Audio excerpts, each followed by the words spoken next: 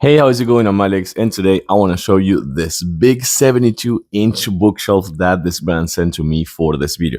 I'll show it to you in a closer look in a few seconds. What I want to do actually, I have another bookshelf right here that I want to remove, and I want to put all the things that I have there in here because this one is going to keep it more organized. By the way, it has a special places right here for like books, for example, so you can kind of like do it at your own convenience.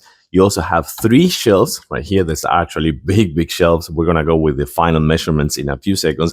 But I do want to talk about the assembly process. It's not hard at all. So I do want to talk about that. I do recommend 2 people. It took us like about an hour, I want to say. So have just some patience because there are a lot of parts and things to do. For example, like connecting the LED lights and things like that. Just have some patience.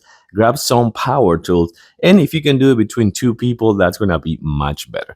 But what I want to do right now is kind of like move everything I have right here on the back on this bookshelf and put it in here so you can see how many things you can put. But before, let me show you something. So I have this one looks really nice, but the part that I really like is kind of like right here on the bottom. You can see the golden accents, and you can see also the flooded doors, and also that it has a lot of room that we're going to go with the measurements and all and everything. But first, let me actually change all those things that I have on the other one and put them in here. So as you can see, this one looks much better, and everything here is super organized. And remember, you can remove this ones if you want. This kind of like when you put books like this one, for example, I had this divider. The books are gonna kind of like be doing all the weight, all kind of like the push they're gonna be doing between each other. But then if not, you can just remove it like I did this one right here and have like a big shelf. By the way, this one is 72 inches by 30 inches wide, and each one of the ones supports a lot of weight. But with the decorations, I think this one looks really cool. But